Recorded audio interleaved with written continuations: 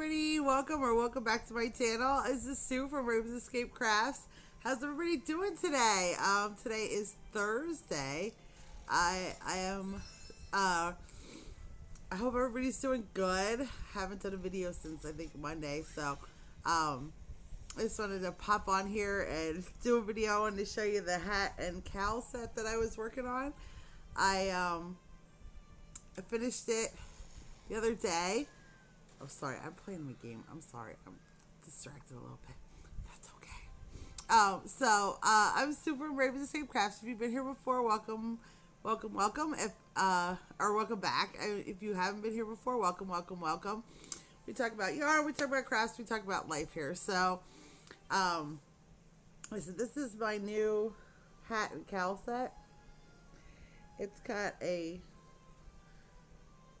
the hat is like a slouch hat, which is cool because like I have my bun in and I can still keep it in. I don't have to take it out. And the cowl is like super, if it's cold out, I can stay very warm. But it also goes down nice. It has this like ribbed look to it. So it'd be super warm. So this is going to be available in my shop. I got to take pictures of it. But other than that, it's all ready. And I think it's cute as heck. I really like it. It's like super heavy and thick. It's made from that Fable yarn from Premier. So, yeah, and it's like, I love the colors. This is called Dragon. And it's like super fun colors. It's like oranges and purples and greens and pinks. I love it. I hope you guys like it too. So what's new with everybody out there? What are you guys doing? It is beautiful here in Pennsylvania. It's like not quite so cold, even though I still have my blanket on, but we just had the blankie for comfort. If nothing else, I still have my fan on, so but I don't have my heavy sweatshirts on. I have like a lighter weight shirt on today, so that's awesome. I'm enjoying a little bit of peace and quiet because the kids are not home, husband's not home. Not that I don't enjoy them very much, but sometimes it's nice to have a little peace and quiet to myself too. So, first thing I wanted to share, yarn and stuff news. Michael's right now, if you haven't looked, has a big sale on storage going on. They have all kind of storage things. So if you're looking to organize your stash or organize anything, they have some really good deals on stuff. I have some stuff in my cart. I think I'm going to put an order in today. Also, in yarn news, Yarn Inspirations has a big sale going on. I think it's Snowden sale. So, I have so much stuff in my cart, and I really want to buy it. I don't know. I have to pull the plug and just do it. Should I just do it? Because I could open it on the channel. That would be super fun. Oh, a little stuffy, yeah, sorry. I don't know why. I'm not sick or anything. I just have a little bit of a sniffle. Probably because I've been going through and doing my inventory, and I have like so many smells from the soaps and the wax melts and everything, but I've been slowly going through my inventory because I'm trying to reorganize everything a little bit while I have to count everything, especially my crochet stuff. I have so much crochet stuff for sale in my shop right now. It is ridiculous. So I've been working on trying to slowly go through that. I've gotten all my like soaps, wax melt, sugar scrubs. I got all my washcloths done, inventoried. So that's huge. I got lip balms done, Weird Balm. I have all those available in my shop if you need anything. So they're all inventories. They're ready for sale. All right. Yeah, Yarn Inspirations has some really good sales. I am so tempted. There's some cleared stuff. They have some really good sales, like 50% off sales on a lot of their yarn. I'm so tempted. Ugh, I have so much stuff in my cart. I have so much stuff in my cart. I don't know. You guys tell me, should I buy it? Should I just buy it? Should should just get it.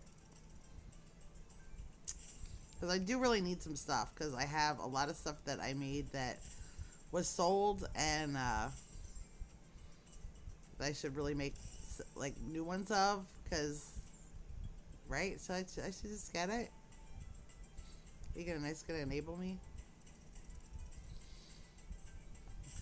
But other than that, let's see. I haven't done too much. Like I said, I've been trying to help my husband out with his, like I said, I think I told you in the last video, he had his one friend over, well, the guy he does his podcast with. So we've been working on a little bit of stuff for that podcast. And then last night we watched, his friend, and it's the guy he does his podcast with. He does another podcast. We were watching that last night. So that was good. We had fun doing that. And, but then he was working on stuff for his podcast for tonight. So I've been trying to help him with that. And I was trying to help him out with the work thing. Because the poor man has been so stressed with work. Oh my goodness. Hold on. Yeah, so I've been trying to help him with that. Oh my goodness. He's been having a time of it at work lately. I tell you what. They have not been kind to him at work. I feel so bad. He's such a good guy, and he's stressed out so much over things, and the poor man. Like, they had a guy, one of his coworkers, who's in his 30s. Okay, keep in mind, this man is not, like, I would expect this from one of the young kids that he deals with and stuff, but this guy's in his 30s, okay? And on top of it, this guy's trying to buy a house. So the deal is in the process. It's not like they're looking at a house. They've been looking for a house for 3 years. They finally found, or 3 or 4 years, they finally found a house that they really want, and they're in the workings of it, like getting the inspections and everything done. They're at that stage. Let me tell you, okay, if you don't know, my husband's a mechanic, right? And he's semi in charge of the shop. He has, like, no real power, which is the frustrating part. But, like, he's working on the one day this week, and the fire department shows up. And he's trying to figure out why the fire department is there. And they're there, they come in, and they're like, hey, we got an alarm, a fire alarm in your shop. Yeah, and when they went to find out which one it was and what was going off, they found out that one of his coworkers, the 30-some-year-old guy who's got the mortgage, he was, you ready for this? Trying to make a knife out of a wrench at work in a room with no windows, no ventilation whatsoever, their tool room. He was using a acetylene torch to heat up the wrench, and then he was smashing it with a hammer to try to make a knife out of it. In a room with no ventilation. So it set off the fire alarm. And the fire department got called. So they had to deal with that. And then the worst part was, when the guy got caught doing it, and they're like, okay, what were you doing? He's like, oh, I guess I'm not gonna make knives anymore. What do you think? On work time with work equipment in a room with no ventilation, he could have killed you himself. Unalived, I guess is the word I'm supposed to be using. It's ridiculous. Ridiculous. I mean, he didn't get fired. He got a last warning, I guess. And the worst part is he's one of my husband's friends. He's like one of his good friends. And he's like, dude, I would have fired him on the spot. I would have fired him right there.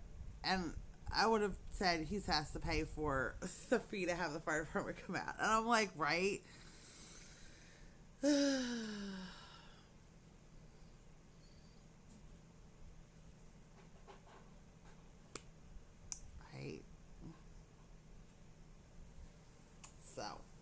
there's a fun story from this week.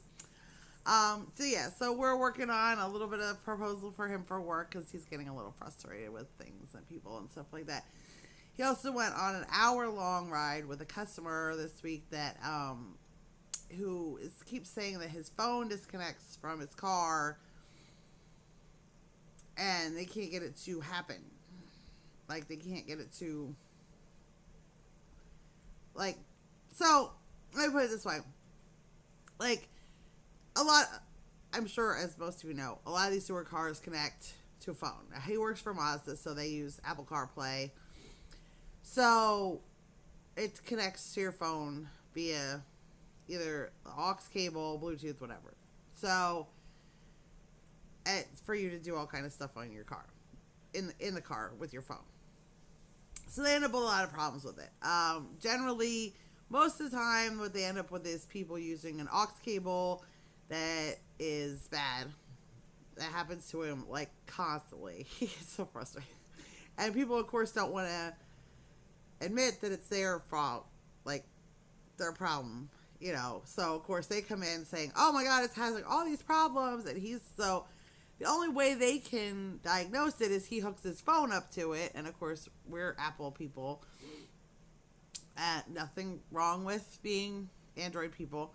But we're Apple people. And he has a nice cord that he hooks up because he knows the cords go bad. So he gets new cords all the time to use at work for hooking up his phone to people's Apple CarPlay to make sure they work.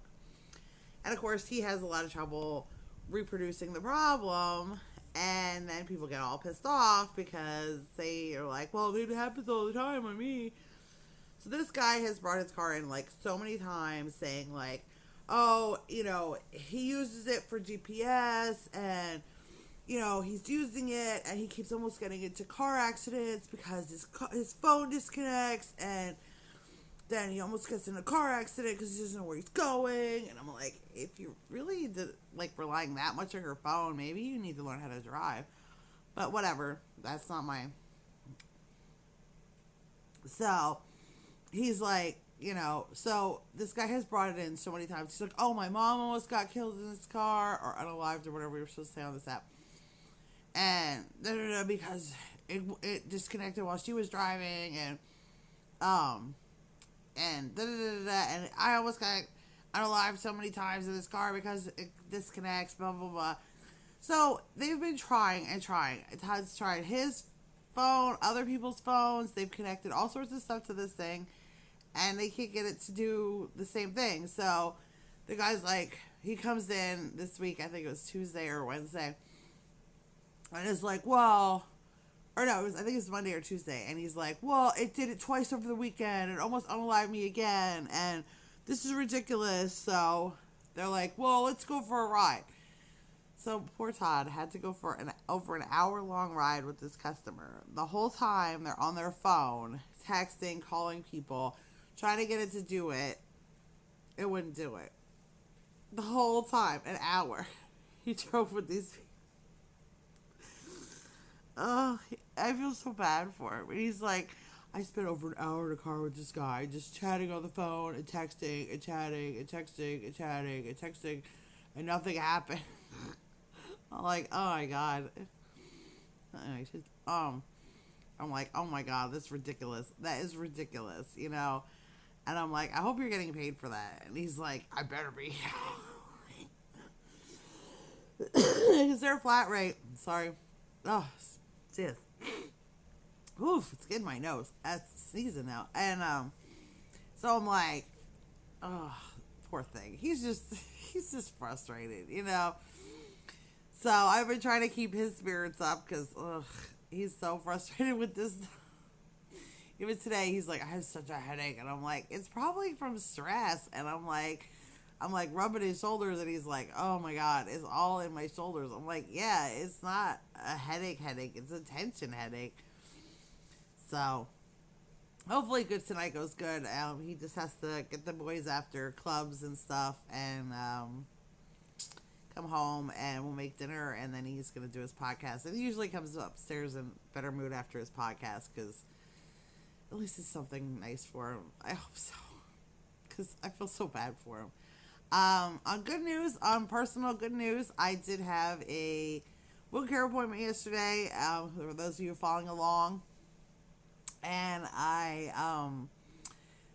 they graduated me to, I have no more bandages at all, which is like, yeah, of course I just ordered 20 of the new band-aids they had told me to order, but it's okay. We'll use them for something. And so now I have no bandages at all, and I am graduated from, I was using like Ace wraps to wrap my feet and legs, and I've graduated to using compression socks, like regular old Amazon compression socks. So, yay! And I go back in, not next week, the week after that, on Monday, the Monday before my appendix surgery, and they said that hopefully that'll be the last time that because this time, last time I went, I had a wound, I still had a 1 centimeter wound, and this time they said I have no wounds, so they need one more visit with no wounds, making sure nothing's irritated, opens up, blah, blah, blah, blah. And I don't have to go back to wound care. So, yay. So hopefully one more. Hopefully the Wednesday before, or the Monday before my surgery is the last time I have to go to wound care. So that's exciting. And not that I love the girls at wound care. The nurses are so friendly and so nice, and I really enjoy talking to them. But I won't miss going to wound care, you know what I'm saying? So that's great news for me. I'm excited for that. So we're moving ahead. We're forging forward in my healing journey. My feet still hurt like crazy, and we're going to work on that after the appendix surgery, but it's one more step in the right direction, and that's what I am grabbing hold of and hanging on to as tight as I can. So I hope you guys have some kind of good news this week or something positive happening, because some of the real world sucks. I've been trying to stay off the news and stuff like that, but man,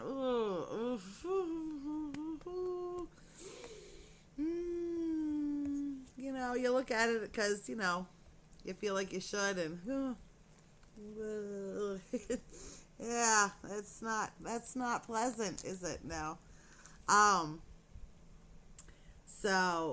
So that's pretty much what I've been doing. I've been working on my inventories. I need to sit tonight with my laptop and put a lot of data in the computer, update my Etsy shop on some things. Stuff like that. Work on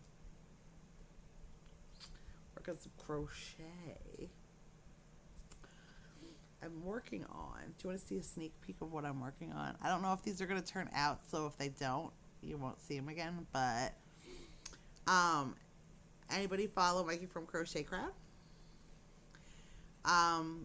He put up a pattern for boot cuffs, like rubber boot cuffs, like short ones that go up above, like a short boot. I thought they were cute, so I'm working on them. In this crazy, I'm like in a crazy color. I need crazy colors right now. Like I said, state of the world. I need to do happy colors. This is, let me find it. Actually, this is Big Twist Flourish that I have in stock in the color of Carnival Stripe. Isn't that a fun name? Carnival Stripe. A little carnival stripe for the winter time here. Get a little happy going on. At least it's been sunny out the last couple days. That definitely helps their mood. So I am working on these. They use a feather stitch, which I don't know if any of you have ever. I never did a feather stitch before. It's pretty. It's this stitch. You can see it in this pink here. Oop, stupid camera. There you go. There, camera. It's like, I mean, I was dying. I was watching this video, and I was going like stitch for stitch with Mikey on this thing, okay? And he gets to the point, and he's like, put this, this is supposed to be a straight line, and he's like, that's the only thing straight about this video. I was laughing so hard. And then, of course, I'm going stitch for stitch, and then he's like, oh, do this, and then put a double crochet in, and I'm like, doing a double crochet, and he's like, wait.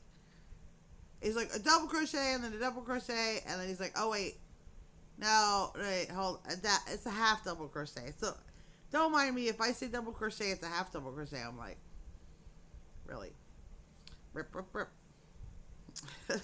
Okay. So, it's not just me that screws up everything when they're talking. So yeah, so I'm working on these feather stitch boot cuff things. They are, the feather stitch is a little fussy in this thick yarn, I'm not gonna lie, but it's fun. I'm having fun with it.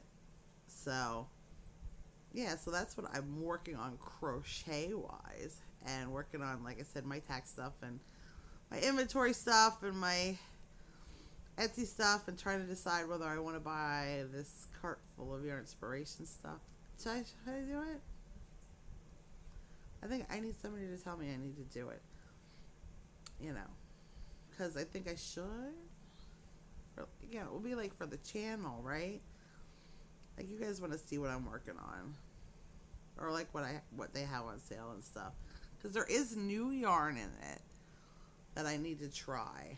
I don't want to say what it is. I have to go in there and check it out. Wait, am I going the right stitch?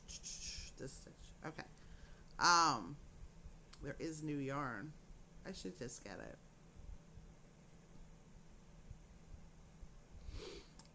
Okay. All right. Focus. So in reading, I was just finishing up. I finished up a book this week. I was reading The Dressmakers of Auschwitz, which I thought was fascinating. It is, if anybody doesn't know, I'm a World War II buff, and so I really do enjoy a World War II book of any sort, and I am endlessly fascinated. Fascinated is really not a good word, but I am endlessly fascinated by World War II, just because I just don't understand how. I try to understand how it all happened, and those kind of books are hard to read, but they're also, how do I want to say this? So let me start here. So the book itself is about. Oh wait, did I screw this up? No, I don't think so. Am I screwing it up? Alright, I got it. Alright, no, we got it. I think. Yeah. So the book itself was about these women who survived Auschwitz because basically, so the women in the SS, okay? The women in the SS wanted that. Well, let me go back a little bit. Basically, how this ended up being a thing was because the women in the SS, of course, were supposed to look nice. All right. They understood that the Nazi Party understood. Let me pause. I'm working on that. I shouldn't be. The Nazi Party understood that the fact that people dressing properly shows status, shows power. It's unfortunate that that's something that's societally always been the thing, I mean, look back, ancient Egypt to now. People who are seen as more powerful. People who have things, who dress, who have the jewels, have the things, Whether we like that or not, it's the truth. So, of course, the higher up women were expected to dress a certain way and put on certain airs to, promote uh, looking powerful and stuff like that. So, of course, then during World War II, it was really hard to get clothing and stuff like that because, of course, well, let's just see, all the major fashion places were under in war. Paris was part of, because France was part of the war, obviously. So their fashion houses weren't doing anything. Vienna, of course, was deeply entrenched in the war. And even like places in Poland and things like that, there was a lot of the big fashion houses that were the areas that where fashion was king were heavily entrenched in World War II. And then, of course, make it, trade was nothing that, and a lot of fabrics were being used for uniforms and soldiers and things. It was really hard for these poor ladies to get themselves a nice outfit. Isn't that terrible? So, they ended up, the woman whose husband ran Auschwitz, his name was his last name was Haas. Well, the wife, she had, of course, they had a house right on the property. Of course, there was a wall in between, because of course. And so there, she had people from Auschwitz working in her house. She had gardeners, and because she had these fantastic gardens, and of course it was hard to get fresh vegetables, so she had greenhouses and things for fresh vegetables because her family was going to have fresh vegetables, even though there was millions of people on the other side of the wall starving. But she did not particularly care about that. No, she did not. She was going to have fresh vegetables and fruits for her family. In fact, she would have people steal coal from the people who were freezing to death on the other side of the wall, so that they could power her greenhouses, because she didn't want her plants to freeze. So, of course, she had these people working there in her house, and the one woman was this lady who was a seamstress formerly, and she was sent over there to, I forget what she was sent over there to, some sort of maid or something like that, and somebody needed clothing mended, and she offered to mend it. Well, in her mending, somehow she got to telling her that she also could sew her clothing. So, of course, this woman was like, oh, well, you can sew me clothing. I mean, I'm sure it was more like in a German accent, but whatever. She's like, so she set up a thing in her attic with sewing machine and stuff like that, and had this woman sewing for her and her family to make sure her and her family had nice clothing. Well, of course, she would go to events and stuff, because they had like the orchestra and things from the camp. They had inmates doing all sorts of different, they had orchestras and bands, and they had different performances and things. So, of course, she would go to these events, and of course, some of the other ladies who were in the higher up were struggling, shall we say, to find appropriate attire. Yes. And they would say like, oh, how come you have a new dress every time you come? Oh, where did you get this stuff? We can't get things because of the war. And she was like, oh, I have a lady. I have someone who's making them for me. And they were like, well, that's not fair. Why don't we get stuff made for us too? So, because of that, it got to Himmler, who was, of course, higher up. And so he approves them making a dressmaking facility in Auschwitz. So it was part of a different facility. And it saved these 20-some women's lives. It started out with just a few, but of course they got much nicer accommodations because they were making clothes for the SS, so of course they couldn't be like all dirty and poop covered and have dysentery and things because like ew. So although their conditions where they lived were still meager, meaning like they still slept on wooden bunks with a straw mattress and maybe a blanket, and their clothes were threadbare and stuff, at least their clothes got washed because of course you couldn't have like lice-ridden women in gross clothes dealing with SS wives, couldn't do that. So it started out with just a few women, and of course the more it spread that these women were doing this, the more women wanted clothes. So of course the woman who from Auschwitz, the one who was the head seamstress, the one that started out, she actually went and she was to keep saying like, oh well, I'm gonna need more people, I'm gonna need more women, I'm gonna need more women, and until she had at least 25 women working for her. Now they knew very well if they screwed one dress up, they were done.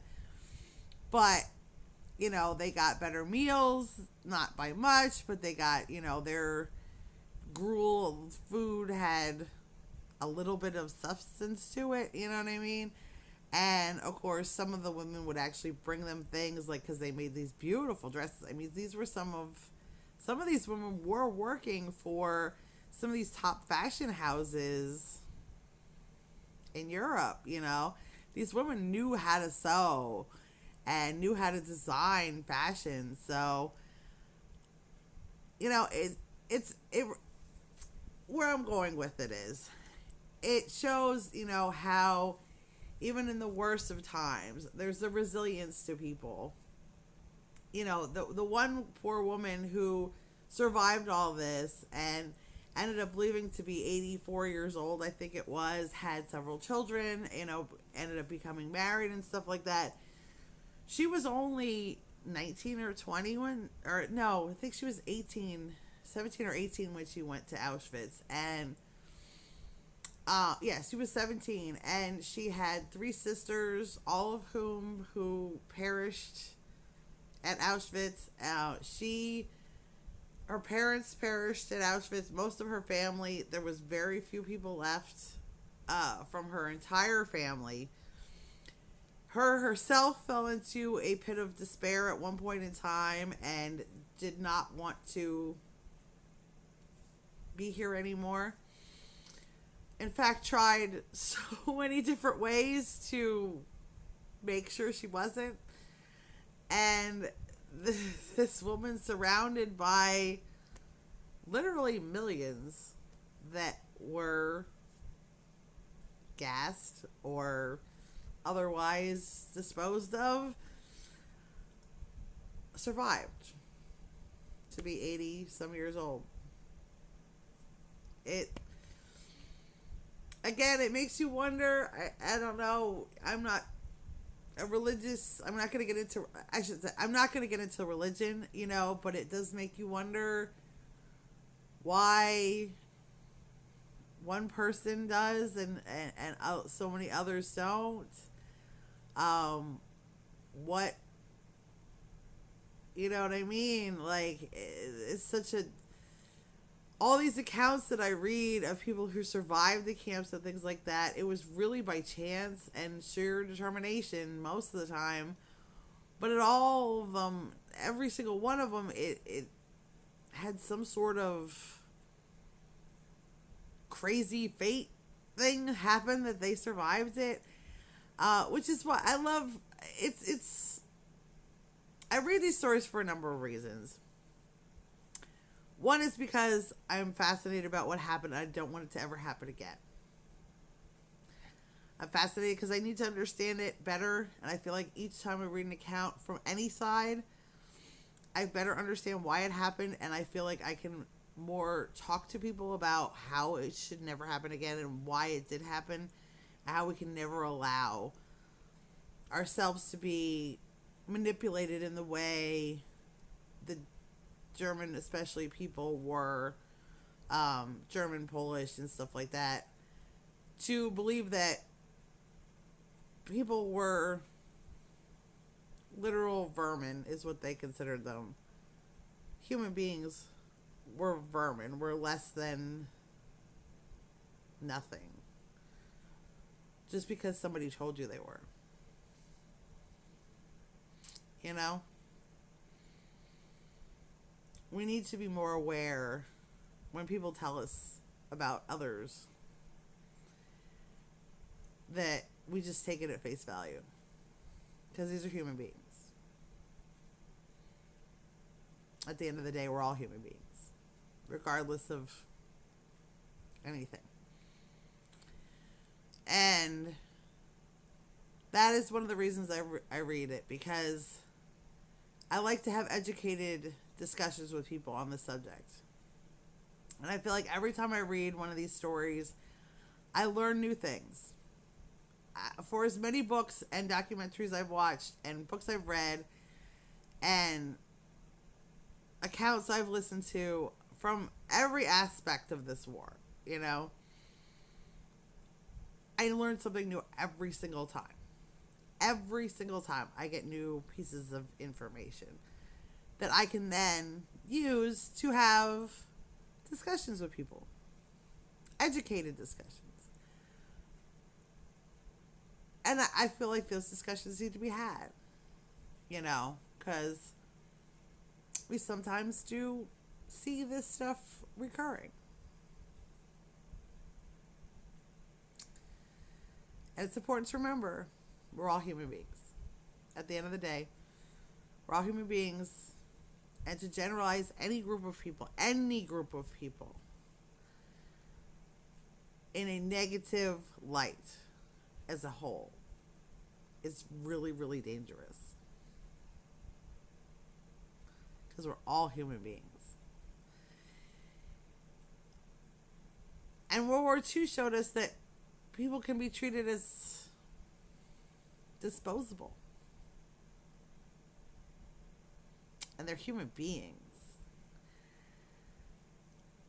So I feel like, you know, I was talking to my kids and I'm like, these books, yes, it's hard to read about what happened to people. It is. It's hard to read because they went through horrific things that we can never imagine. We can never imagine it. I read all these accounts and I can't believe these people survived, you know? I think I'm going to have to go. Hold on. Uh-oh. So you can see the kids are home. The husband came home and he's not feeling good. Oh, I know. Do you want to say hi? No. Say hi. So, yeah. So, as I was saying, yeah, it's, you know, the stories are inspiring about resilience and things like that. They are interesting. They are important. And are they hard to read? Yes. But are they important to read? Yes. Because these people suffered through this. I mean, I can read about their, story. So, on that note, I'm going to let you guys go. It's been 38 minutes. All right. I will talk to you guys later. I hope you guys are doing well. I hope you guys do something that makes you happy today. And I appreciate each and every one of you. I really, truly do. And choose love every day. Bye, everybody.